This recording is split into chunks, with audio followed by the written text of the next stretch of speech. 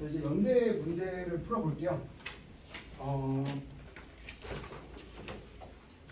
이제 지난번에 세종대 문제를 조금 쉬운 걸로 우리가 약간 쿨다운을 했었는데 이제 오늘을 위해서 좀 준비한 날이었다고 볼 수 있겠죠.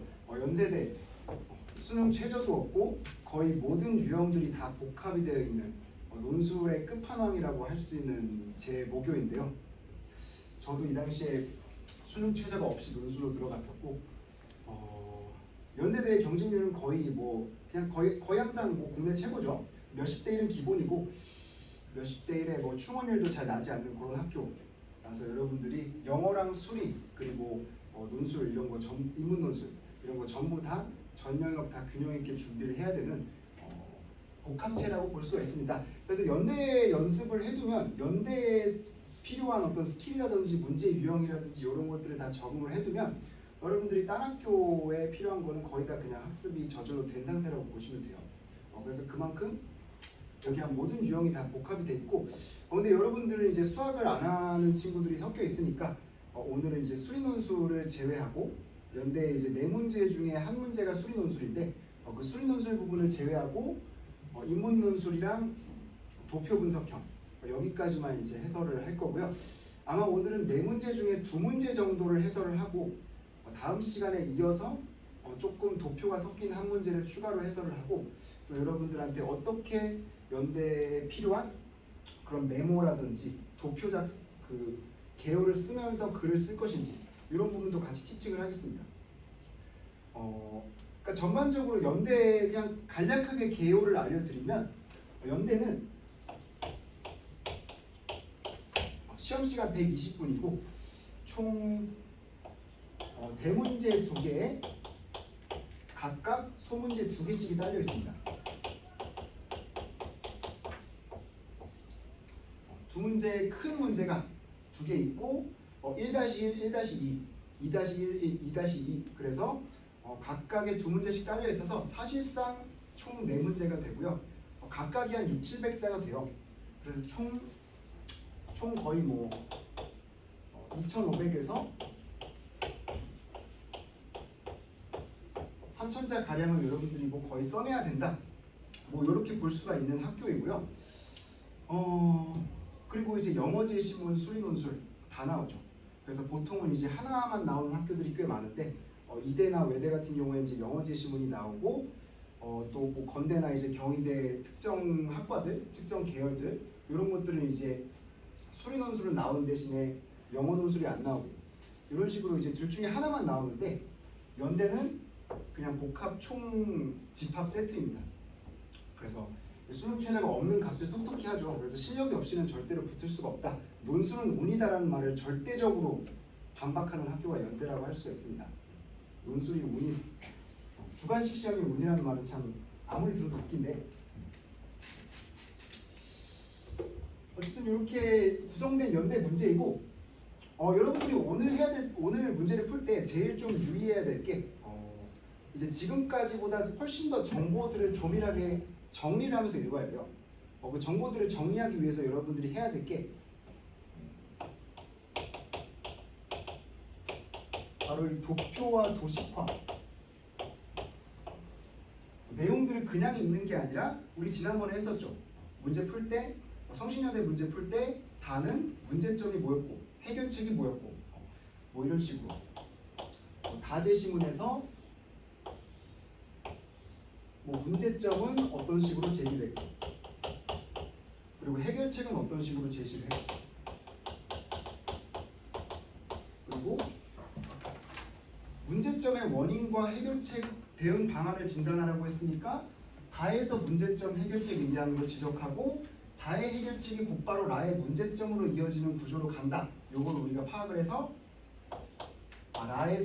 라에서는 문제점이 뭐고 해결 방안이 뭐구나 이런 식으로 문제점과 해결 방안의 1대1 대응 구조로 우리가 이렇게 도표화를 해서 각각 내용들을 정리하고 이 내용들을 곧바로 글에다가 넣는 그런 도식화 연습을 계속 이제 우리가 하기 시작했어요. 연대에서는 이거 없이는 문제를 거의 못 풉니다. 요거 없이 파악을 할 수 없을 정도의 정보량이고 여러분들이 600자라는 짧은 글자 안에 몇십 대 1의 경쟁률을 뚫을 만한 그 키워드들을 다 압축시켜서 넣으려면 이 도표와 도식화가 꼭 필요해요. 그래서 여러분들 교재를 보면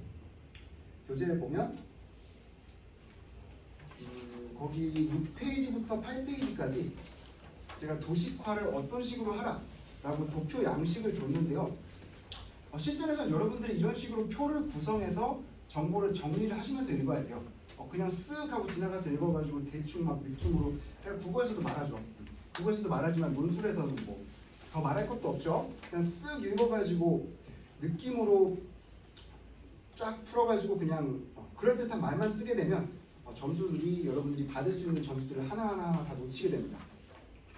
그래서 이런 정보들을 얼마나 여러분들이 틀을 만들어가지고 대비 구조 만들고, 그래서 가나 정리하고 다 현상이 뭔지 키워드 정리하고 이런 식으로 해서 1대1 대응을 시켜가면서 하나하나 논증적으로 글을 쓰는 연습을 요 개요 단계에서부터 시킬 거예요, 여러분.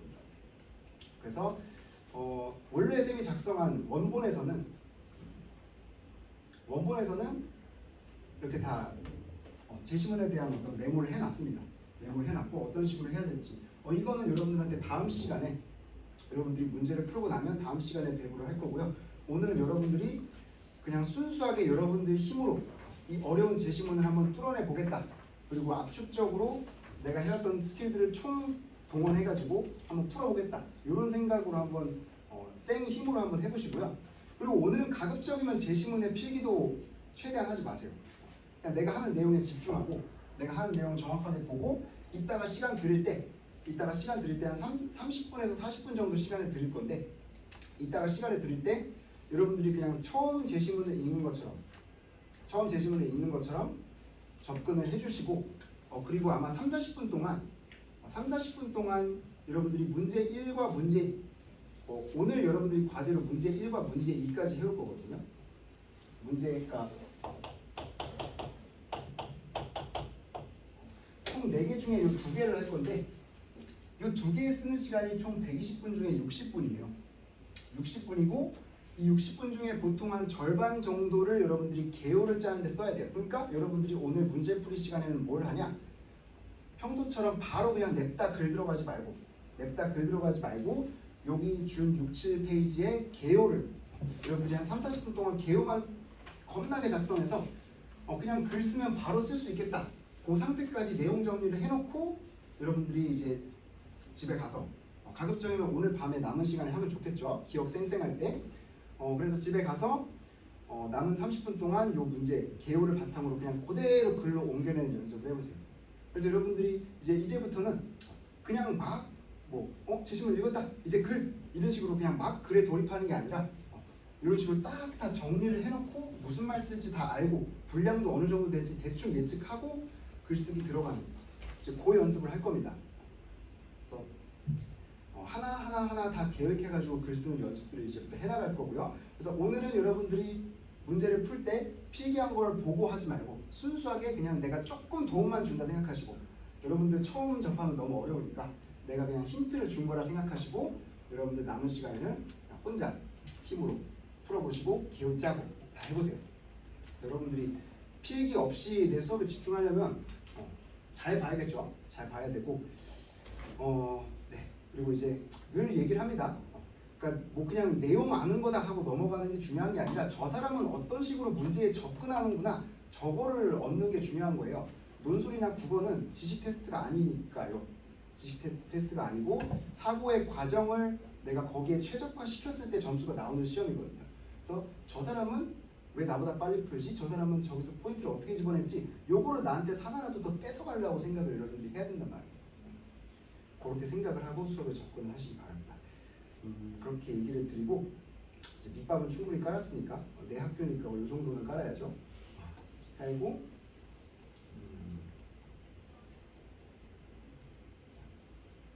문제들을 보도록 하겠습니다. 네. 예사롭지 않아요. 뭔가 딱 제시문이나 문제의 포스가 예사 학교들과 좀 다릅니다. 우리는 남다른 인재를 원해. 요거를 그냥 얘네들 티를 내고 있어요. 고대는 그냥 좀 신사답잖아. 그냥 수능 최저 높이 하고 아예 그냥 너네 4, 8 맞춰서 와. 이러고 문제는 그냥 좀 쉽게 냈잖아. 연대는 안 그렇다고. 우리는 그냥 천하제일 논리력 대회로 나가겠다. 글자 쓰는 놈들 다 와라 이거잖아. 그냥 들어와 이거잖아. 그만큼 포스가 있다. 근데 또 그렇다고 막 절대 못 풀 문제도 아니고 그렇습니다. 한번 볼게요.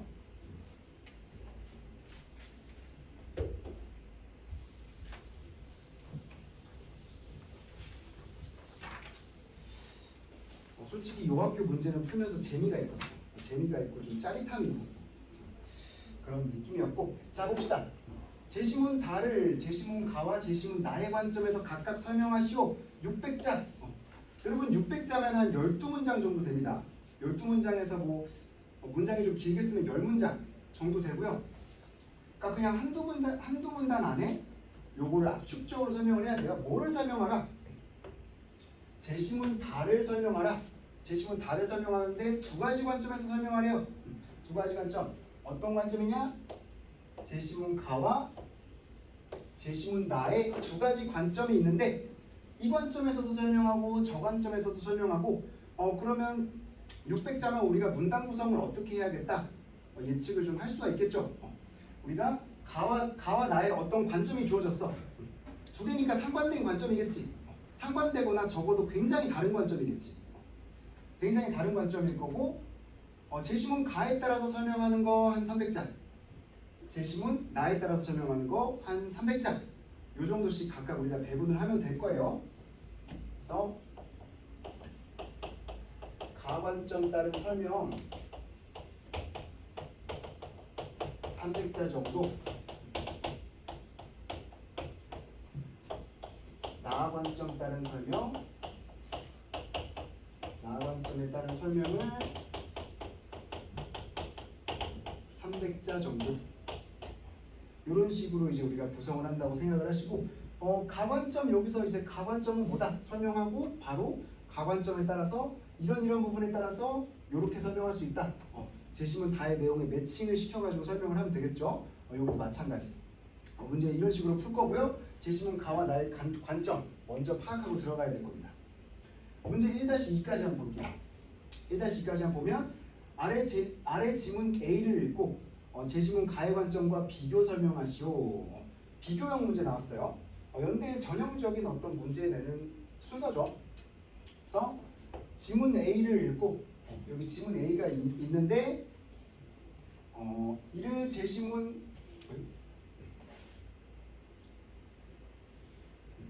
A를 읽고 뭐랑 비교를 하라? 다시 제시문 다의 관점과 비교 설명하시오. 우리 비교 나오면 뭐뭐 얘기하라고 했다? 비교 나오면 공통점, 차이점 얘기하라고 했다. 공통점, 차이점 얘기하라고 했고 공통점, 차이점 잡을 때 우리가 뭐를 명확하게 언급해줘야 된다? 정확한 기준을 언급해줘야 된다. 뭐에 대해서 공통점을 갖고 뭐에 대해서 차이점을 갖는다 라고 하고 왜 그런 차이점을 갖는지도 설명을 해줘야 된다고 했죠. 그냥 이런 차이점이에요 하고 그냥 자기 할 말 해버리면 이 친구는 그냥 답만 띡 쓰는구나, 논증력이 없구나 이렇게 평가를 받는다고 했죠. 그러니까 딴 학교 같으면 이런 것들이 한두 개 정도는 모자라도 그래도 좀 넘어갈 수 있는 정도인데 연세대학교는 이런 세부적인 거에서 이런 논증적인 거에서도 디테일한 거에서도 거의 하나도 빠지지 않아야 됩니다. 진짜 디테일한 부분 하나 정도는 빠질 수 있겠지. 근데 전체적으로 큰 틀을 봤을 때 대체적으로 다 쓰여져 있구나 이런 느낌이 일단 들어야 뭔가 좀 합격을 바라볼 수 있는 정도까지 갈 수 있다라고 할 수 있겠죠. 그래서 지문 A를 읽고 여기 지문 A가 있는데 제시문 가의 관점과 비교 설명하라. 공통점, 차이점 잡으라. 그리고 기준점 명확히 잡으라. 요거 우리가 정확히 기억을 하고 들어가면 좋겠습니다. 제시문 A도 먼저 한번 읽어볼게요. 제시문 A도 한번 먼저 읽어보면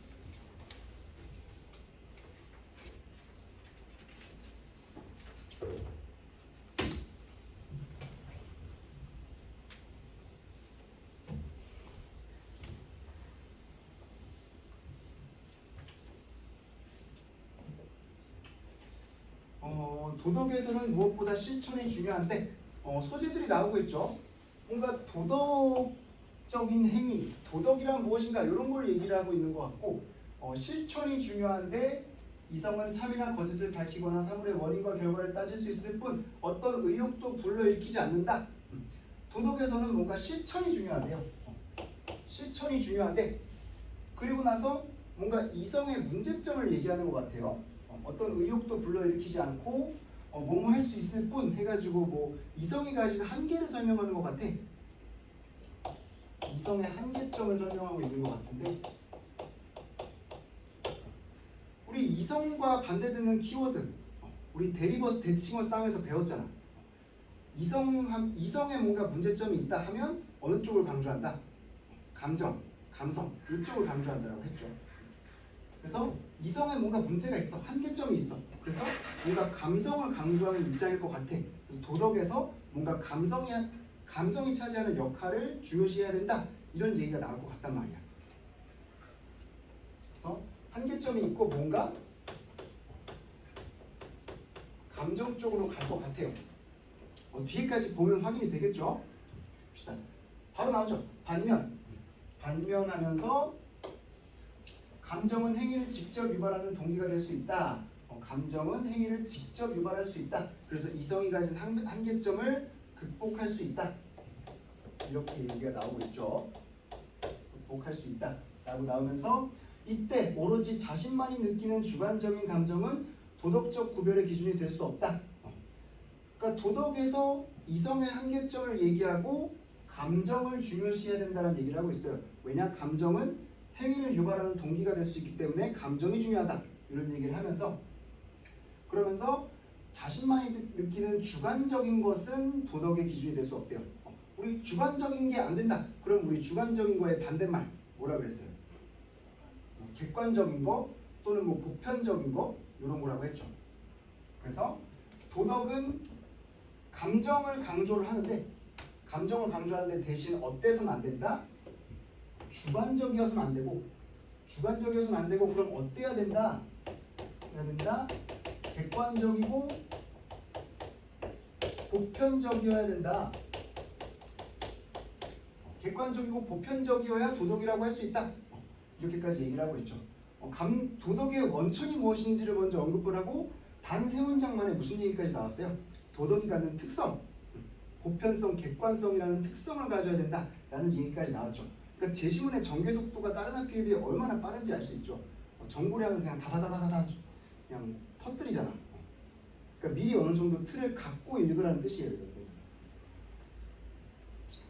그래서 객관적인, 보편적인 특성을 가져야 된다라고 얘기를 하면서 인간은 자신의 개인적이고 특수한 상황을 떠나서 타인과 공유할 수 있는 감정을 가져야 된다. 뭐 주관적이면 안 된다, 보편적이어야 된다. 이게 뭐 공유할 수 있는 하고 같은 말이겠죠. 타인과 공유할 수 있는 보편성을 가져야 된다. 여기 보편적도 나오네요.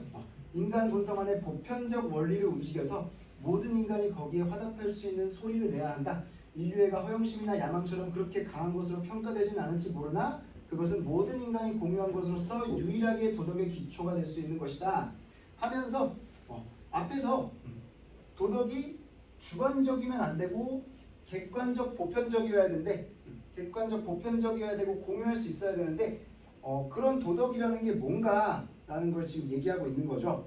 객관적, 보편적인 도덕이 뭔가 라고 했을 때 인류애라는 걸 여기서 들 수 있다라고 얘기를 하는 거예요. 감정의 기초에서 행위를 유발하는 것을 도덕의 원천으로 삼아야 되고 도덕은 주관적이면 안 되고 타인과 공유할 수 있는 보편성을 가져야 되고 그 예로 뭘 들고 있다? 인류애라는 걸 들고 있다라고 하고 있는 거죠. 그래서 인류애란 허영심이나 야망처럼 그렇게 강한 것으로 평가되진 않을지 모르나 강하진 않을지도 모르지만 뒤에 반전이 나온다는 거겠죠. 그것은 모든 인간이 공유한 것으로서 아까 얘기한 보편성의 특징 만족시킨다고 얘기하고 있는 거잖아. 인류에는 모든 인간이 공유하고 있는 것으로서 보편성이 있는 것으로서 유일하게 도덕의 기초가 될 수 있다. 그럼 우리 도덕의 기초를 뭘로 삼아야 된다? 뭘로 삼아야 된다? 감정인데 어떤 감정이야? 인류애라는 감정을 도덕의 기초로 삼아야 된다는 거 아니야. 그리고 이 감정은 보편적이고 타인과 공유할 수 있는 감정이라고 얘기를 하고 있는 거죠. 그러니까 인류애에 기초한 도덕의 중요성. 요걸로 지금 제시문의 주제가 가고 있는 거라고요. 인류애에 기초한 도덕의 중요성. 요걸로 가고 있는 거고 그러면 제시문과는 인류애가 아니라 다른 어떤 도덕의 기초를 얘기할까? 이걸 여러분들이 생각하면서 봐야 된다라고. 이런 식으로 계속 정보를 그냥 흘러가는 대로 쓱 나갔다 쓱 나가는 게 아니라 이건 뭘 뜻하지? 요거는 이게 주관적인 게 안 된다 그랬으니까 대칭어는 뭐지? 이런 식으로 계속 구분하고 정리하고 하면서 여러분들이 들어가야지 쓸 말이 생겨요. 그래서 도덕의 기초가 될 수 있는 것은 인류애다라고 하면서 그러나 이성은 우리의 감정이 원하는 바를 실현하는 방법이나 절차 등을 알려줌으로써 도덕적 행위자에게 도움을 준다. 그래서 감정이 중요하지만 이성도 도움은 돼. 이성도 도움은 돼. 근데 어떤 도움이 되냐? 방법이나 절차 등을 알려준대. 그러니까 도덕의 원천은 이성이 아니라 감성이야. 근데 이성이 이런 방법이나 절차 등을 알려줄 수는 있어 라고 얘기를 하는 거죠. 이거랑 비교하라 그랬으니까 그럼 간은 뭘 강조할까요? 딱 그냥 예상을 해볼게요. 간은 이성하고 감정 중에 뭘 강조할까? 왠지 이성을 강조하지 않을까? 라는 느낌이 계속 들죠. 요런 여러분들이 계속 이분법으로 생각해서 이쪽 아니면 이쪽, 그래서 요 얘기 했으니까 요 얘기, 이런 식으로 계속 음과 양 이런 식으로 이제 이분법으로 좀 생각을 해서 구분하는 습관을 여러분들이 가져야 돼요. 내가 국어에서도 계속 그 얘기를 그래서 하는 거야. 모든 논리적인 글이라는 건 이분법을 어느 정도 바탕으로 하고 있거든요. 그래서 방법이나 절차 등을 알려줌으로써 도덕적 행위자에게 도움을 준다 하면서 예를 들어서 다쳐서 쓰러진 사람을 돕는 행동은 연민의 감정에서 나오지만 그 사람을 효과적으로 돕는 방법은 이성으로 강구할 수 있다. 그런 거죠. 그래서 감정 먼저 대신에 이성은 나중에 이제 서포트 역할로 이렇게 하는 거죠. 이렇게 얘기를 하는 거고 제시문 가볍게 정보를 정리를 해보면 도덕의 원천은 뭐다? 도덕의 원천은 감정이다. 감정이다. 그 감정 중에서도 보편성을 띠는 인류애라는 감정이다. 인류애라는 감정이다. 라고 하고 있고 그리고 이성은 여기에 어떤 역할을 해야 된다? 부차적 역할. 부차적 역할을 해야 된다. 부차적 또는 수단적 역할을 해야 된다. 이런 요지를 가지고 있다고 볼 수 있겠죠. 수단적, 도구적. 수단적의 반대말은 뭐다? 목적적. 이렇게 가는 거죠. 그러면 가에서는 뭐라고 할 것 같다? 우리가 예측을 좀 하고 들어가는 거죠. 가에서는 그러면 왠지 이런 얘기를 할 것 같다. 가에서는 왠지 이성이 주된 역할을 한다. 이성이 주된 역할을 하고 그리고 이성에 기초한 어떤 원리가 있어야 돼. 뭐 이런 식으로 나갈 것 같단 말이야. 이런 식으로 한번 옆에다 살짝 메모해보고 가에 가서 직접 확인을 해보면 되는 거예요. 그래서 계속 처음부터 내가 첫 시간부터 계속 얘기해왔던 게 맨날 반복이 되는 거예요. 이분법으로 생각해서 대리버 대칭어로 나눠라. 그래서 이거 아니면 이걸로 한번 생각을 해라. 그래서 뒤에 무슨 내용이 나올지 예측해라. 예측하고 그거랑 맞는지 확인해라. 그런 식으로 여러분들이 글을 읽어야 된다. 논리라는 건 그런 구조로 이루어져 있어요. 그렇고요. 우리 제시문 가에 들어가서 한번 확인을 해봅시다. 그리고 이제 1-2하고 1-1을 우리가 같이 요걸 읽으면서 시작을 할 수가 있겠죠. 그래서 위에서도 보면 1-1에서도 보면 제시문 가와 제시문 나의 관점에서 설명하라 이렇게 나와 있으니까 제시문 가의 어떤 기준이 되는 관점이 나와 있으니까 가 나를 먼저 읽어야겠죠. 1-1에서 기준이 되는 관점을 먼저 보고 그 다음에 설명 대상인 제시문 다를 보는 게 맞겠죠. 우리 국어에서도 마찬가지잖아. 윗글을 바탕으로 보기를 이해한 것은 이러면 윗글 먼저 읽어야지 보기 먼저 읽지 않잖아요. 그런 식으로 기준점이 되는 가나를 먼저 읽는다. 이렇게 파악을 하고 가로 한번 가보겠습니다. 근데 막 메모를 못하니까 막 손이 근질거리죠. 그런 근질거리고 막 이거 막 이거 써놨다가 나중에 글에 좀 쓰고 싶고 막 이러는데 까먹을 것 같고 그래서 여러분들이 그 생존력을 길러야 돼. 시험장에서 요거를 그러면 이걸 안 까먹기 위해 내가 어떤 식으로 방법을 써서 제시문을 읽을 때 기억을 할까? 이런 방법들이 계속해서 찾아가면서 도표화를 하고 이걸 이제 여러분들이 야생에서 생존력을 길러야 된단 말이에요. 그거를 이제 연습을 해야 돼요.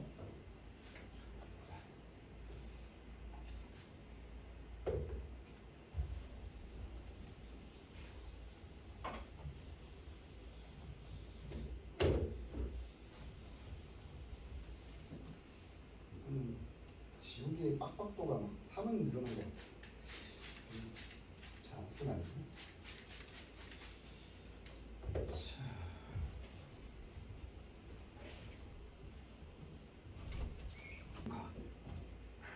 내가 밑밥을 너무 던져서 그런지 여러분들의 이 제시문을 볼 때 여러분들의 그 뭐랄까 앞에서 보면 조금 재밌어요. 항상 밑밥을 이렇게 깔아야 될까 봐. 이 학교는 더 어렵다 막. 사실 연대보다 막 한양대가 더 어렵다 막 이래야 될 것 같아. 그래야지 여러분들이 막 집중도가 높아지고. 내일부터 계속하면 양식이 소년 되겠죠. 그래서 연대가 제일 어려운 게 맞습니다. 연대가 제일 어려운 게 맞고. 근데 연대랑 쌍을 이루는 고대는 조금 쉬운 편이고 좀 그래요. 고대는 근데 최저가 높잖아. 거기는 4, 8이면 4, 8이면 인간적으로 좀 쉽게 돼야지. 작년에 고대 경영은 4 모였잖아요. 4 모여가지고 이제 애국가 전형이라고 했잖아. 애국가만 써도 붙는다. 그래가지고 그 정도로 있었었고 올해는 그냥 전부 다 4, 8로 바뀌었습니다. 그래서 올해는 이제 경영학과도 4, 8로 바뀌었고 그래도 뭐 4, 8도 높죠. 그래서 이렇게 하고 제시문 가를 봅시다. 제시문 가. 야 길이 봐봐. 길이 벌써 이제 한 스크롤 안에 안 끝나잖아. 지금. 연대의 포스를 보여주죠.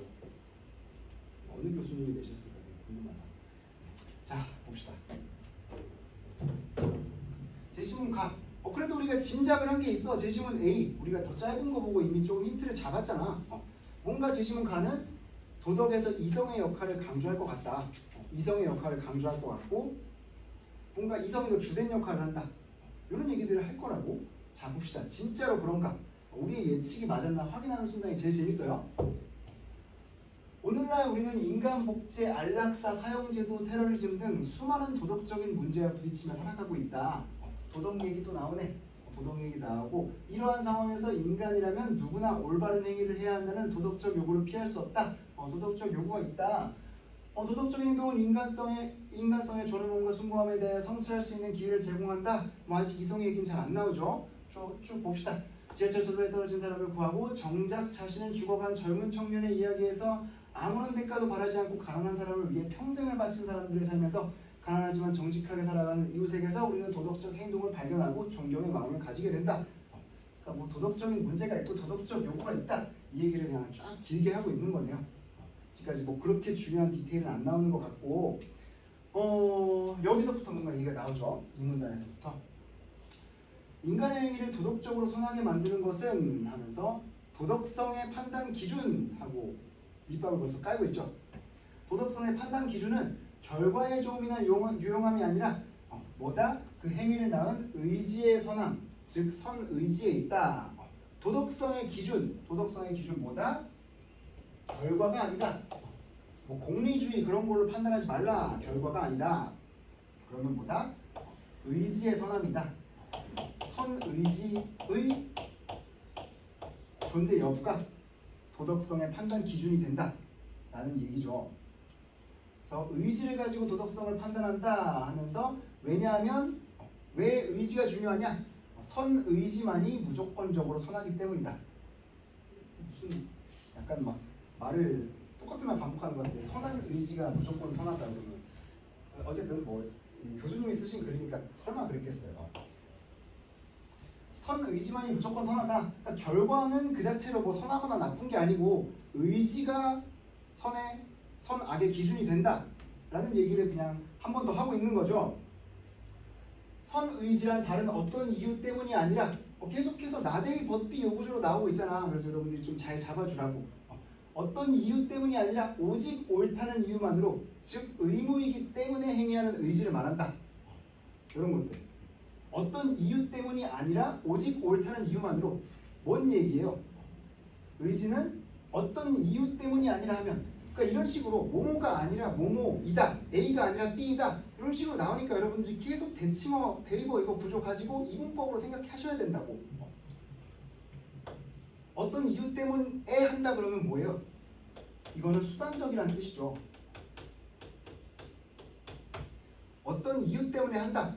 내가 저기 지나가는 어떤 사람한테 잘 보이고 싶어서 옆에 친구를 도와줬어. 내가 진짜 막 내가 진짜 뭐 잘 보이고 싶은 아니면 뭐 잘 보이고 싶은 뭐 이제 뭐 그런 대상이 있어서 내가 선행을 했어. 뭔가 누구를 도와줬어. 뭐 내가 강의를 잘하는 이유는 돈을 겁나 많이 벌고 싶어서야. 그러면 강의를 열심히 하는 거는 수단이에요, 목적이에요? 수단이죠. 돈 벌고 싶고 좋은 차 사고 싶고 자랑하고 싶고 그래서 그렇기 때문에 열심히 하는 거죠. 수단적으로 한다는 건데 그게 아니라는 거잖아. 어떤 이유 때문이 아니라 오직 옳다는 이유만으로 그 자체로 목적이라는 거야. 수단이 아니라 목적이다. 이런 구조 여러분들 이런 것들은 그냥 이제 보자마자 들어와야 된다고. 그래야지 다른 것들을 볼 틈이 있을 거 아니야. 그러니까 이런 것들 하나하나 여러분들이 배경 지식이 없어도 논리만으로 할 수 있는 건 맞는데 근데 그러려면 시간이 너무 오래 걸려. 그래서 이런 기본적인 것들을 여러분들이 좀 탑재를 하고 있어줘야 돼. 이제는 내가 계속 반복을 했던 거는 수단이 아니라 목적이라는 거야. 의지라는 거는 그 자체로 가치를 가져. 즉 의무이기 때문에 행위하는 의지를 말한다. 달리 말해서 선의지란 오직 도덕법칙을 따르려는 의지다. 오직 도덕법칙을 따르려는 의지다. 이거 누가 말했는지 솔직히 좀 알 것 같죠? 윤사한 사람들은, 생윤한 사람들은 누구겠어요?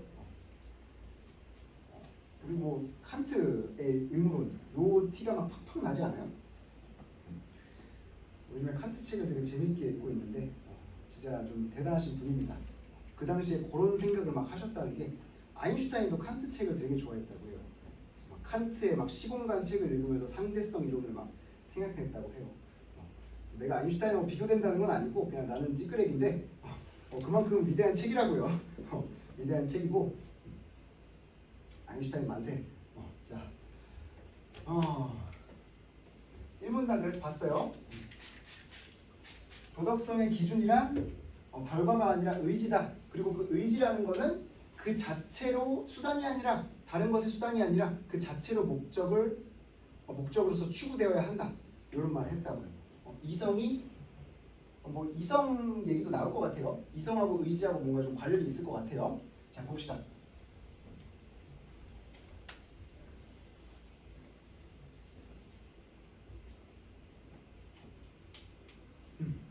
인간은 자신의 이익이나 즐거움을 추구하려는 욕구, 두려움이나 동정심 등의 감정과 같은 자연적 경향성을 극복하기가 쉽지 않기 때문에 도덕법칙을 명령으로 강제하지 않으면 위반할 가능성이 있다.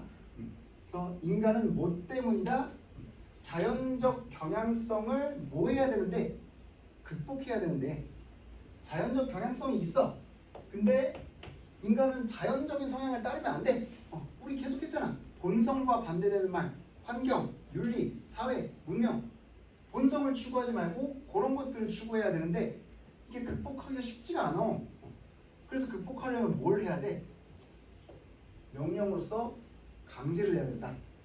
그러니까 내가 만약에 내가 진짜 돈이 좋아서가 아니라 명성이 좋아서가 아니라 순수하게 강의가 좋아가지고 그 자체를 위해서 강의를 한다고 하더라도 그건 이제 자연적 본성에 반해서 그러기가 쉽지 않다라는 거야. 집에 가가지고 맨날 막 준비하고 나 놀러 나가고 싶은데 그러기가 쉽지가 않아. 그래서 어떻게 해야 돼? 나는 맨날 스스로한테 목적을 설정하고 딱 강제를 해야 돼. 그래서 너 집에 가가지고 너 뭐 할 거 안다. 니 뭐 게임 켤 거 안다. 그러니까 게임 키면 너는 그냥 뭐 X 되는 거다. 이런 식으로 스스로한테 계속 막 세뇌를 시켜서 강제를 해야 된다라는 거야. 그렇게 해야지만 사람은 도덕적 행위를 할 수 있다라는 거예요. 자연적 본성대로 행위하면 도덕적 행위가 안 나온다라는 거예요. 그렇죠? 그래서 도덕법칙을 위반할 가능성이 있다라고 하면서 따라서 도덕법칙은 인간에게 도덕법칙에 따라 행위하라는 명령으로 다가온다. 도덕적 명령은 어떤 다른 목적을 달성하기 위한 여기 또 나오네. 수단으로서의 명령이 아니라 그 자체로가 목적인 무조건적인 명령이다. 위의 문장에서 이미 수단 목적 우리는 찾아냈지만 여기서 한 번 더 친절하게 설명을 해주네요. 도덕적 명령은 뭐가 아니라 뭐다? 수단이 아니라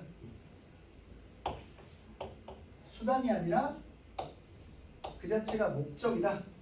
그리고 무조건적이다. 조건이 달려있지 않다.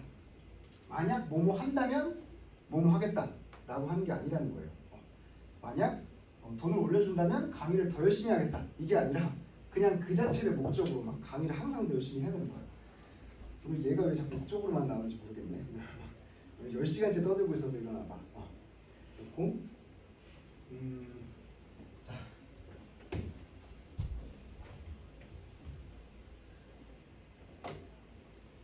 그러나 인간은 이성적 존재이고 이성적 존재란 자기 의지의 모든 주관적 규칙을 통해 보편적으로 법칙을 수립하는 자로 생각해야 된다. 갑자기 이성 얘기 나와. 앞에서 의지 얘기 나오고 그 다음에 자연적 성향 얘기 나오고 그 다음에 막 무조건적이다 얘기 나오고 그 다음에 또 이성 얘기 나와. 그러니까 여러분들이 아까 A를 보고 짐작하고 들어가고 있지 않으면 요거 다 감당할 수 있겠냐고. 여러분들이 설령 칸트를 알고 있었다고 해도 생윤에서 칸트 그냥 객관식 문제 풀어가지고 요거 다 필요한 정보 다 추출해낼 수 있겠어요? 못 해낸다고. 그래서 갑자기 또 이성 얘기까지 튀어나와. 그럼 이성은 의지 얘기 나왔는데 이성은 또 왜 나오지? 이렇게 혼동이 된다. 그래서 여러분들이 계속해서 문단에 되게 조밀하게 붙여가지고 연결해가면서 읽어야 된다는 얘기야. 봅시다. 그러나 인간은 이성적 존재이고 이성적 존재란 자기 의지의 모든 주관적 규칙을 통해 보편적인 법칙을 설립하는 자로 생각해야 된다. 주관적이랑 보편적인 거 어느 정도 반대된 말 아닌가? 주관적인 건 나에 관한 거고 보편적인 건 모두에 관한 거잖아. 그래서 주관적 규칙을 통해서 보편적으로 나아가야 된다는 거예요. 주관적인 거에서 시작해서 보편적으로 나아가야 된다는 얘기를 하는 거예요. 어떤 존재란 그런 존재다? 이성적 존재란 드디어 나왔네. 인간은 감성보다 이성이 앞서는 존재다. 자연적 경향성, 이게 감정이라고 볼 수 있겠지. 그래서 감정이나 자연적 경향성, 여기 뭐 욕구, 두려움 이런 것들이 감정 아니야. 그러니까 감정보다 이성이 앞서는 존재고 그 이성을 통해서 뭘 한다는 거야? 주관적 규칙에서 보편적 규칙으로 나아간다라는 거야. 보편적 규칙으로 나아간다라는 거고, 근데 왜 그렇게 한대? 오직 도덕 법칙을 따르기 위해서. 이런 인간이 실제로 있나? 되게 찾아보고 싶다. 어쨌든 그렇대요. 따라서 도덕적 명령을 따르는 것은 외부에서 부과된 법칙에 복종하는 것이 아니라 또 외부가 아니면 뭐겠어? 외부에서 부과된 게 아니면 자기 내면에서 출발한 거겠지. 외부에서 부과된 법칙에 복종하는 것이 아니라 이성적 존재가 자신의 의지에 의해 스스로 수립한 보편 법칙에 스스로 복종하는 것이다. 여기 막 진짜 개념어들이 막 압축이 되잖아요. 근데 문장들 봐봐. 문장들이 막 버릴 수 있는 문장이 없어. 그래서 너무 힘들어. 여러분들이 풀 때. 자신의 의지에 의해 이거 외부랑 반대되는 뭐예요? 내면에서 출발한다는 거 아니야. 내면에서 출발해서 스스로 수립한 보편 법칙에 스스로 복종한다. 그러니까 자기 내면에서 주관적 규칙에서 보편적으로 규칙으로 나아가서 보편 법칙을 자기 내면에서 만들어. 그리고 스스로 복종해. 그런 거라는. 즉 의지의 자율이다. 왜 자율이에요? 자기가 만든 거에 복종하잖아. 외부에서 부과된 법칙에 복종하는 것이 아니라 돈과 계약의 노예가 아니라 자기가 하고 싶어서 하는 거기 때문에 자율적이라는 거야. 하루 종일 일하는 사람이 있어도 자기가 하고 싶어서 자기가 세운 법칙에 의해서 하면 그 사람은 자율적인 사람이라는 거야. 왜냐? 외부가 아니라 내부에서 출발했기 때문에. 이런 얘기인 거죠. 이거 뭔가 갑자기 위로가 되는데? 어쨌든 자유의 본질은 의지의 자율이래요. 의지의 자율이다. 하고 한 사람이 선택한 봅시다.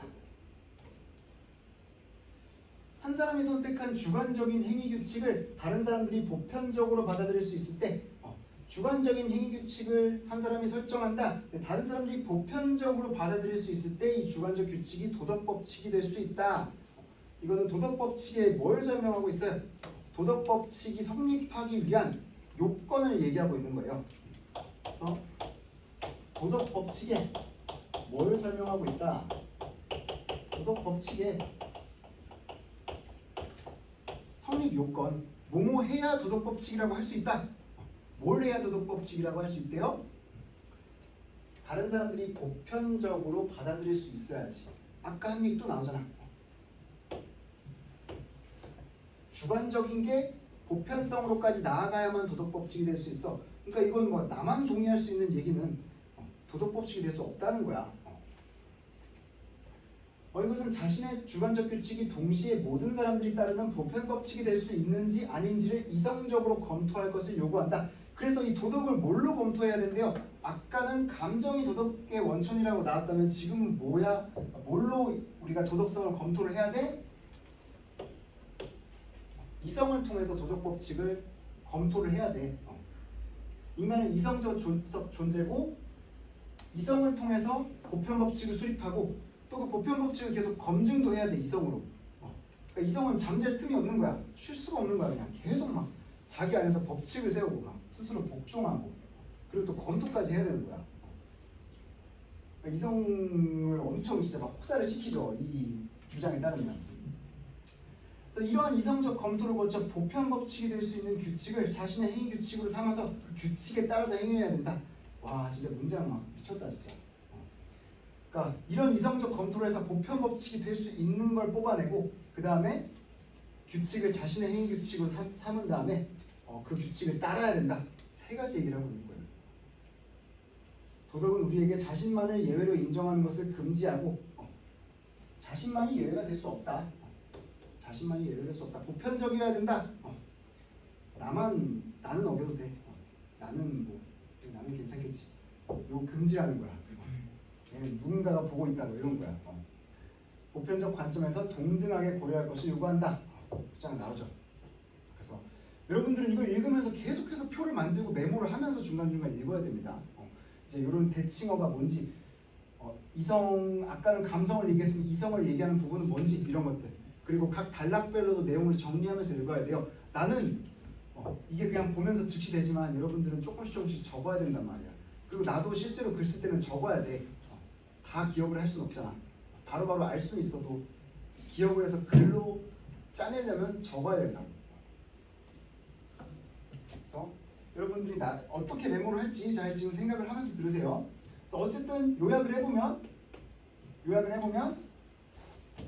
아까 A랑 다르게 요거는 뭐가 중요하다? 도덕성의 원천이 이성 얘기도 나왔고 의지 얘기도 나왔어요. 의지 얘기도 나왔는데 이성은 어떤 역할을 한다? 이성은 아까 얘기했던 주관적 규칙을 보편적 법칙으로 만든대. 보편 법칙 정립한대.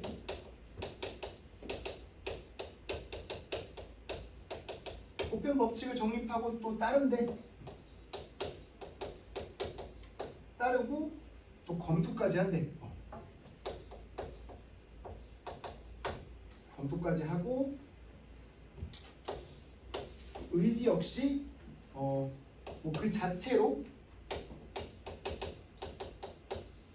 그 자체로 도덕 법칙을 따르게 하는 기능이 있대. 그리고 여기서 감정은 어떻게 보고 있어요? 감정은 여기서 어떤 식으로 보고 있어요? 감정이라는 거는 뭐다? 극복의 대상이다. 심지어 부차적인 것도 아니야. 아까는 그래도 이성이 도움이라도 된다고 그랬잖아. 여기선 거의 막 그냥 배제해야 되는 식으로 나와 있죠. 극복의 대상이라고 했잖아. 극복의 대상이다. 여기 자신의 이익이나 즐거움을 추구하려는 욕구, 두려움, 심지어 동정심도 극복해야 된대. 그러니까 동정심에서 행동하는 건 도덕적 행위가 아니야. 나는 이것이 옳고 이것이 오직 도덕 법칙이기 때문에 따라야겠다라고 판단해서 이성적으로 한 행위만이 도덕적이라는 거야. 그래서 칸트는 그렇게 얘기하잖아요. 흔히 나오는 그 일화로 내가 집에 있는데 내 친구가 막 이제 전쟁 중에 이제 막 세계제 2차 대전이라고 하면 막 이제 나치 독일군이 막 쫓아오고 있어서 내 집으로 친구가 피신을 했어. 친구가 내 옷장에 숨었어. 나치 독일군이 와가지고 막 총 들이대면서 얘 어디 갔냐 그래. 그럼 쟤 저기 있어요라고 알려줘야 된다는 거야. 걔네들이 발견 못할 거 알더라도 알려줘야 된다는 거야. 왜냐면 논리가 굉장히 좀 기발하죠. 기발하면서 좀 섬뜩하죠. 왜냐? 동정심은 들 수 있어. 하지만 동정심은 도덕적 판단에서 고려 대상이 아니야. 그러면 나는 뭘 판단 대상으로 해야 돼? 어떤 보편적인 도덕 원칙을 기준으로 세워야 돼. 근데 보편적인 도덕 기준에 칸트가 대표적으로 내세우는 보편적인 도덕 기준이 뭐냐? 인간을 수단이 아니라 목적으로 대해야 된다는 거야. 인간은 어떤 인간이든지, 여기서 인간이라는 건 all human beings죠. 모든 인간은 이런 인간이 있더라도 목적으로 대우해야 된다. 목적으로 대우해야 되는데 3단 논법으로 갑니다. 목적으로 대우해야 되는데 거짓말을 하는 것은 사람을 수단으로 대우하는 것이야. 왜냐? 내가 거짓말을 해가지고 얘가 내 거짓말에 속아서 특정하게 행동하게 만들려고 내가 얘한테 진실을 비틀어 버리는 거잖아. 그게 이유가 어찌됐든 간에 얘가 잘못된 정보를 얻기 위해서 얘를 그냥 내 목적의 수단으로 만들어 버리는 거잖아. 내가 얘를 어떤 식으로 조종해야지 이렇게 하는 거니까 거짓말은 사람을 수단으로 대하는 것이다. 따라서 거짓말은 올 거짓말이잖아. 모든 거짓말은. 그래서 따라서 모든 거짓말은 올 거짓말은 도덕적이지 않다. 그래서 쟤 저기 있어요 라고 말을 해야 된다는 거야. 무섭지 않냐? 이런 사람이랑 친구하면 뭐 배울 건 많겠다. 어쨌든 그렇죠. 그런 얘기를 하는 거고, 그러니까 이성 처음부터 끝까지 이성이고 감정은 그냥 너 저리 가 이런 거예요. 이런 거고. 근데 이런 게 뭐 진짜 그냥 간단하게 비판할 건 아닙니다. 이 시대에 이렇게 생각할 만한 충분한 이유가 있었고, 칸트 철학은 지금도 엄청 주목받고 있어요. 지금도 엄청 주목받고 있고, 이 사람이 그러니까 뭐 이건 배경 지식이니까 간단하게만 말하면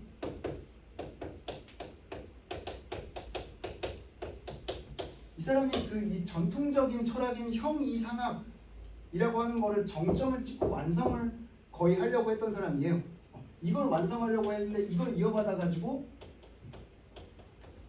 헤겔이라는 사람이 형이상학을 다 직대성을 하려고 했죠.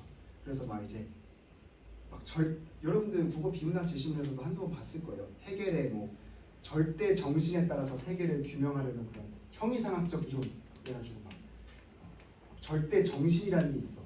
그래서 그 정신은 목적론적으로 가는 거야. 모든 거에 대해서 일정한 질서와 계획을 갖고 있어. 그래서 세계는 일정하게 계속 발전해 오면서 약간 막 신의 섭리랑 비슷한 거죠. 그런 섭리에 따라서 움직여 왔어. 그 섭리를 내가 다 밝혀줄게, 아가들아. 이런 게 형이상학입니다. 근데 이게 아직까지도 주목받아요. 그만큼 정교하고, 그리고 형이상학을 한 번에 그냥 폐기해버리면 갑자기 뭐 설명할 방법이 없어지잖아. 모든 건 다 우연이다. 이렇게 그냥 딱 설명해버리면 그냥 지 하고 싶은 대로 말하면 다 맞는 말이 되게? 그건 아니잖아요. 그래서 어떤 기준이라던가 어떤 그런 거를 제공한다는 점에서 아직까지도 굉장한 가치를 인정받고 있는 철학입니다. 그렇고요. 어쨌든 이런 A와 대조되는 점이 있다는 걸 봤죠. 그럼 나는 어떨까? 다의 영어 질문도 있는데 어떡하지? 나는 어떨까? 영어 질문 빠르게 해설해주고 번역본 제가 실어놨어요. 번역본 실어놨으니까 여러분들 영어 제시문 보는 여러분들 이제 연대를 보는 사람도 있고 안 보는 사람도 있겠지만 이대랑 외대도 영어 제시문이 있다는 거. 특히 이제 수능 최저가 둘 다 2합이기 때문에 여러분들이 둘 중에 한 군데는 지원을 하게 되지 않을까 싶어서 영어는 좀 해놓긴 해놔야 됩니다. 어쨌든 나는 또 어떤 내용이 나올까 한번 길이 슬쩍 보고 갈까요? 길이? 오 쉣 비슷한데? 자 가봅시다. 자.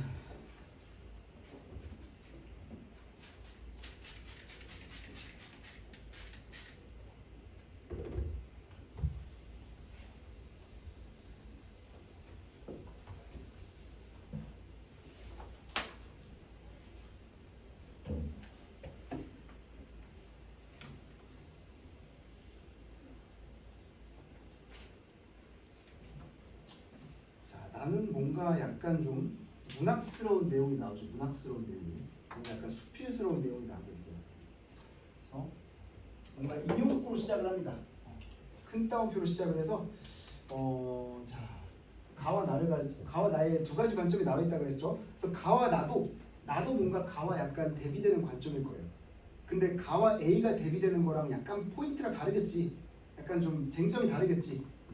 그렇지만 나도 약간 대비되는 내용일 겁니다. 다른 포인트에서 봅시다. 활발 타오르는 모닥불 속에 썩은 통나무 한 개비를 집어던졌다. 문학 부분은 중요하지 않은 건 빨리 읽고 넘어가겠습니다. 그러나 미처 그 통나무 속에 개미집이 있다는 것을 나는 몰랐다. 통나무가 우지직 소리를 내며 타오르자 바람간 개미들이 때려지어 쏟아져 나오며 안간힘을 다해 도망치기 시작한다. 그들은 통나무 뒤로 달리더니 넘실거리는 불길에 휩싸여 경련을 일으키며 타 죽어갔고 나는 황급히 통나무를 낚아채서 모닥불 밖으로 내던졌어. 통나무 막 모닥불이 있어. 모닥불이 있고 막 이제 통나무가 여기서 타고 있는 거야. 통나무가 타고 있고 여기 막 개미들이 있어. 개미들. 이게 개미인가? 사람인 것 같은데. 어쨌든 사람이 있고, 개미가 있고 이렇게 해서 내가 이제 통나무를 막 황급히 모닥불 밖으로 개미들을 구해주려고 이걸 모닥불 밖으로 내던진 거야. 내던졌어. 했고 다행히 많은 개미들이 생명을 건질 수 있었다. 그러나 이상한 일이다. 개미들은 좀처럼 불길을 피해 달아나려고 하지 않는다. 문학이면 이렇게 좀 빨리빨리 넘어가는데 근데 뭐 이상한 일이다 그러면 좀 중요할 것 같잖아. 뭐 이상한 일이다 하면서 뭔가 막 깨달음을 얘기할 것 같잖아. 이런 데서 좀 멈춰줘야지. 불길을 피해 달아나려고 하지 않는다. 얘네가 왜 안 달아날까? 가까스로 공포를 이겨낸 개미들은 다시 방향을 바꾸어 통나무 둘레를 빙글빙글 돌기 시작했다. 그 어떤 힘이 그들을 내버린 고향으로 다시 돌아오게 한 것일까? 개미들은 통나무 주위에 모여들기 시작했다. 그리고 그 많은 개미들이 통나무를 붙잡고 바둥거리며 그대로 죽어가는 것이었다. 통나무를 붙잡고 바둥거리며 그대로 죽어가는 것이래. 마치 그 뭐 불나방처럼 계속 자기를 죽게 하는 불 속으로 막 뛰어들잖아. 그래가지고 어떤 뭐 약간 좀 정신 나간 시인들은 그걸 보면서 나는 막 불나방 같은 삶을 살겠다 이러면서 막 그러기도 하잖아요. 그런 것 같은 좀 이해가 안 가는 행위를 한다는 거야. 왜 얘네가 여기 이렇게 꺼내다 줬는데 다시 여기로 와가지고 여기 남아있는 불길에 타 죽을까? 그런 거죠. 제 그림 빨리 지울게요. 그럼 상상으로 이제 대신 하시길. 왜 그럴까? 이유가 뒤에 나올 거야. 이유가 뒤에 나올 거야. 무슨 이유인가? 자, 동물학자가 된 이후에야 비로소 이해하게 되었지만 나는 요거 읽자마자 이거 누가 쓴 글인지 대충 짐작했다. 여러분도 평소에 좀 이런 거에 관심을 갖고 있었으면 짐작을 했을 것 같아요. 우리나라에 대표적으로 이런 얘기하는 분이 있어요. 동물학자가 된 이후에야 비로소 이해하게 되었지만 솔제니친의 모닥불과 개미를 읽었을 당시에는 솔제니친 이것도 막 빠지면 되게 재밌는 이야기인데 저 사람이 이제 러시아 때 그 공산주의 러시아 때 거기서 이제 러시아 그 강제노동 캠프에서 한 10년간 갇혀 있었던 사람입니다. 10년간 갇혀 있으면서 거기서 이제 막 온갖 잔혹한 실상들을 이제 폭로를 해서 노벨 문학상 후보에 올라간 노벨 문학상을 받았나 그랬던 사람인데 그러니까 이제 공산주의 정권의 어떤 약간 좀 그런 거를 약간 좀 다큐멘터리 형식으로 약간 나치 다큐멘터리 하듯이 그걸 이제 러시아의 그런 거를 드러낸 그런 사람이죠. 어쨌든 유명한 사람인데 요걸 읽으면서 이제 여기까지가 솔제니친의 말이었다는 거야. 솔제니친의 말이었고 이 작가는 나도 개미들이 왜 그렇게 행동하는지 궁금했다. 자기가 손해보고 자신을 희생하는 것이 자기가 손해보고 자신을 희생하는 것이 우리 이제 이 용어 익숙하잖아. 우리가 아는 무슨 용어야 이거. 자기가 손해보고 자기를 희생해서 타인을 구하는 거 뭐야? 이타주의. 그러니까 이 통나무 붙잡고 바둥거리는 거를 다른 포인트에서 이해하지 말고 이타주의라는 포인트에서 이해하라는 거예요. 얘네가 왜 이렇게 이타적으로 생각을 할까? 행동을 할까? 이성적으로는 해답을 찾기 힘든 문제다. 이성이 아닌 뭔가 딴 걸 강조하네. 뭘 강조할까? 하지만 실제로 우리 인간 사회에도 있고 동물 세계에도 이런 이타주의가 존재한다. 나는 모의 관점에서 이 문제에 대한 답을 가지런히 정리할 수 있었대. 유전자의 관점에서 이 문제에 대한 답을 정리할 수 있었다. 유전자의 관점에서 정리할 수 있었다. 뭔가 이제 막 기계론 이런 거 나올 것 같죠? 기계론 막 모든 것은 인과 질서에 따라서 그냥 저절로 결정된다. 뭐 이런 얘기. 유전자의 관점에서 이 문제에 대한 답을 가지런히 정리할 수 있었다.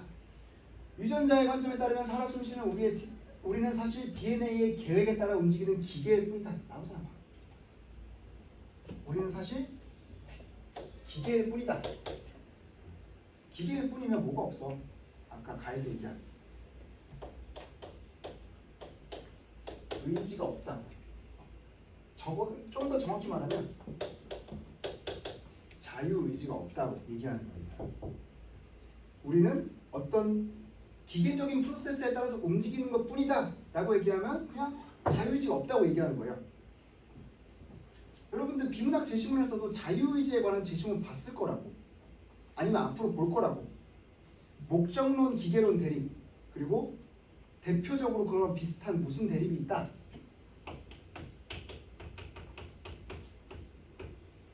자유의지에 대한 믿음과 반대되는 개념이 뭐다? 반대되는 개념이 결정론이다. 결정론이다. 여러분 내 N기출 숙제 했으면 이거 봤을 텐데. 자유의지가 있다는 말의 반대말은 결정론입니다. 선결정돼 있는 거는 자유의지의 반대말이다. 이런 말 있었죠. 어떤 내가 지금 여기 와서 논술 수업을 하고 내가 지금 이 순간 지금 누굴 쳐다보고 누가 어떤 행동을 하고 있고 지금 내가 분필을 이렇게 들고 있는 것까지 모든 것들이 다 어떤 유전적 프로세스에 의해 결정된 거라면 나한테 자유의지가 있을 리가 없잖아요. 자유의지라는 거는 내가 스스로 뭔가 자율적으로 결정을 내려서 할 수 있다는 건데 이건 내 자율이 아니라 그냥 인과관계가 만들어낸 것 뿐인데 그런 거를 결정론이라고 합니다. 결정론.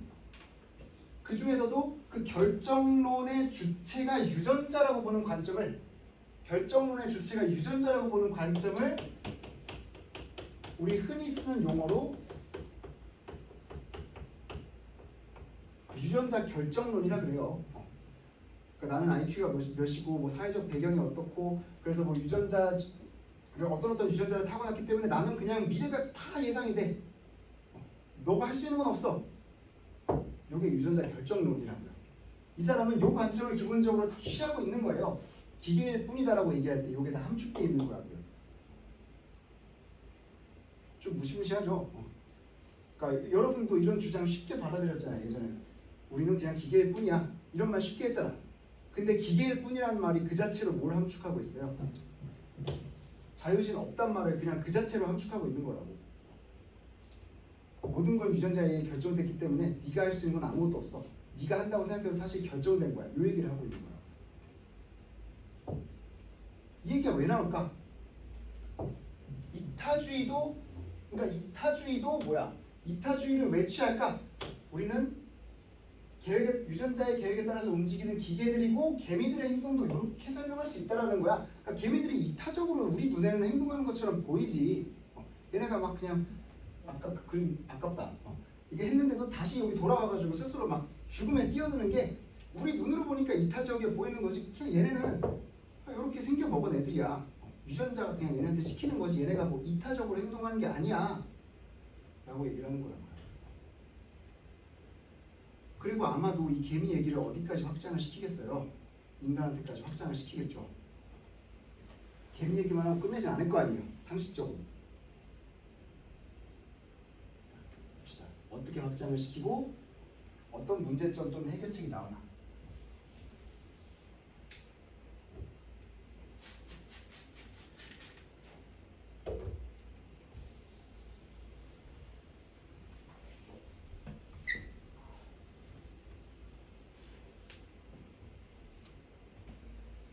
자, 유전자의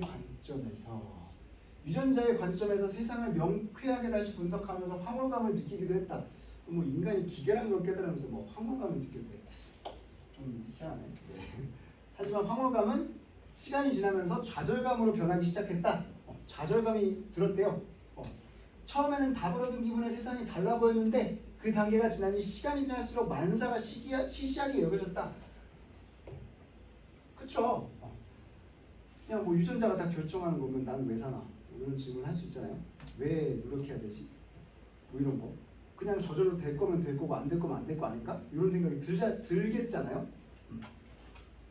그래, 무엇 때문에 난 그렇게 애를 썼나? 갑자기 문학도로 변한 거야.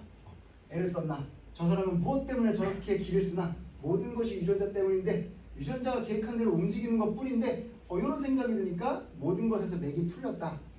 그러니까 뭐요? 기계론적인 어떤 생각 때문에 뭔가 뭐 이런 말로 바꿀 수 있죠.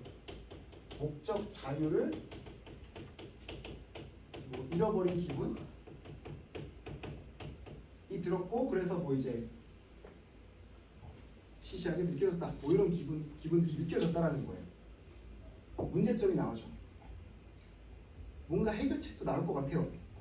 뒤에 한 문단이 더 나오니까 봅시다. 해결책이 나오나? 다행히 방황이 길지는 않았고 재해석을 통해서 해결책이 나왔네. 재해석을 통해서 세상의 의미를 정리했다. 재해석으로 의미를 정립했다라는 거야.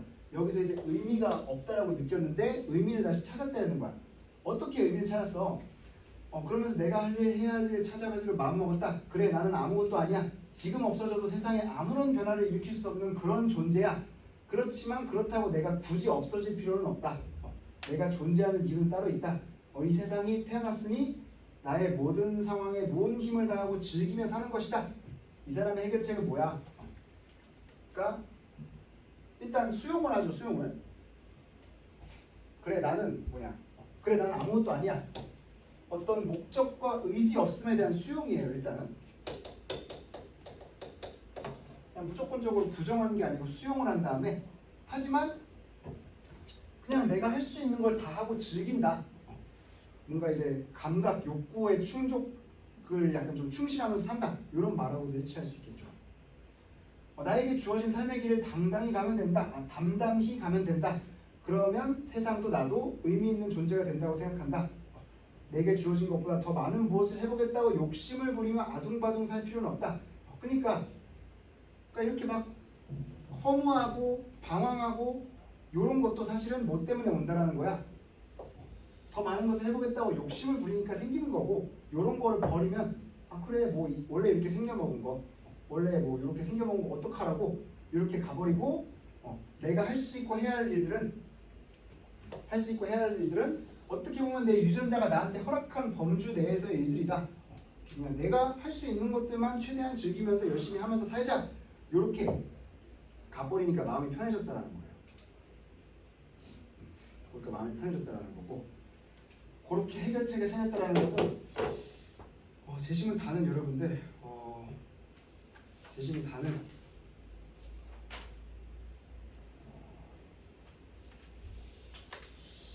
이거는 조금 빠르게 봐야 되는데 그러면 여러분들 개요짜는 시간을 한 25분가량 주고 요거를 한 5분 정도 동안 영어 제시문 이거 간단한 건 엄청 쉬운 거니까 빠르게 봐볼게요. 번역본도 있으니까 여러분들은 번역본을 보고 하면 되는데 영어 제시문의 난이도가 그렇게 어렵지 않다는 걸 한번 직접 체험을 해보라는 거예요.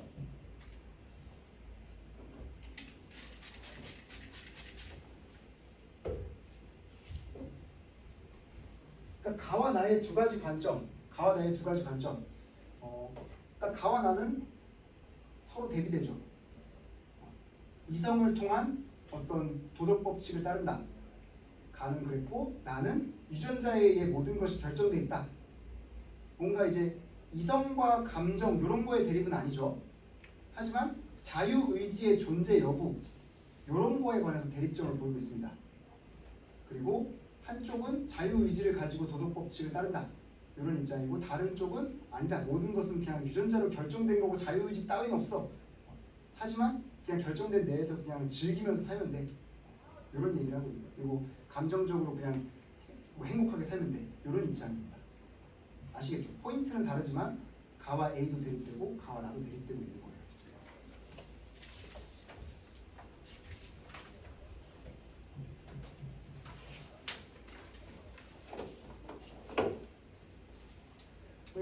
뭐 이거는 간단하니까 이거 혁명 선언문입니다. 프랑스 혁명 선언문이에요. 그래서 막 무슨 뭐 웅장한 뭐 그냥 내일 당장 세상을 바꿀게 이런 뭐 뽕으로 가득 차 있어요. 뭐 이제 막 Let's examine our consciences. 우리 양심을 보재. 양심을 보고 우리의 hearts, 마음을 들여다보자. 딱 봐도 이성과 감정 중에 뭐예요? 완전 순 감정파죠. 그냥 FP 끝판왕이죠 거의 막. 이런 느낌이고. We know very well who you are. We know very well that you are a brave man. 용기 있는 자들이요. 우리는 당신들이 용기 있다라는 걸 안다. 이런 것들은 사실 뭐 정보가 별로 없고 그냥 다 뽕이잖아, 뽕. 감정적인 용어들이잖아. 그러니까 여기서 좀 핵심적인 것들만 잡아내면 되는 거지. 무슨 키워드들이 들어갔나? 그리고 그게 가나의 어떤 내용하고 대비가 되나? 그러니까 대응이 되나? 요걸 보면 된다. So we know very well that you feel you've been selected. 우리는 다 알고 있어. 그러니까 네가 선택됐다는 걸 알고 있다는 걸 우리가 알고 있어. 뭐 이런 거지. 너희는 선택됐다. To die meaningfully and magnificently. 옛날에는 막 이런 식으로 말을 했구나. 너희는 막 의미 있고 웅장하게 죽음을 받기 위해 선택되었음을 우리는 알고 있다. 제분들이요. 뭐 이런 진짜 미친 혁명선언이죠. 이런 말 뒤에 얼마나 많은 사람들이 막 이 모가지가 잘렸겠어요. 이런 그러니까 프랑스 혁명이 되게 좋은, 물론 전적으로 비판만 하는 건 아닙니다. 좋은 면도 있어요. 근데 영국의 사상가들은 대체로 프랑스 혁명을 다 비판했습니다. 우리가 뭐 나중에 가면 배울 수도 있는 에드먼드 버크라고 대표적으로 이제 영국의 어떤 정치, 선진적인 정치 문화라던가 의회 정치, 대의제 이런 걸 확립시킨 정치 사상가가 프랑스 혁명을 완전 개깠어요. 저건 진짜 그냥 불량배들이 그냥 난리치는 거라고. 근데 뭐 저는 그 입장이라는 건 아니고 비판적인 면도 있고 좋은 면도 있는데 단어들이 좀 이렇게 되게 좀 막 좀 너무 웅장하다 이런 거죠.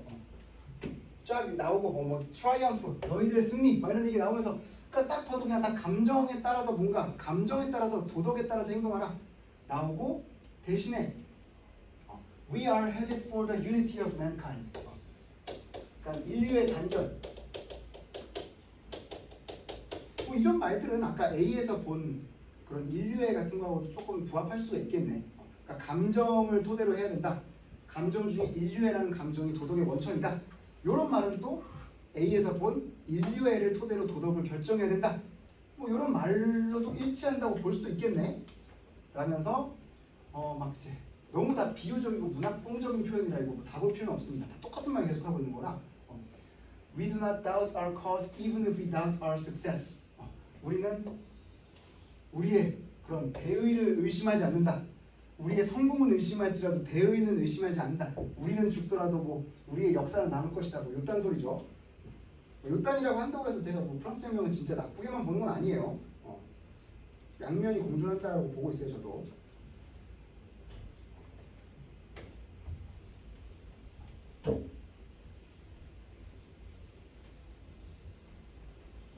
뭐 이런 얘기도 쭉 계속 나옵니다. Oh my brothers, this is the very spot where those who think and those who suffer come together as one.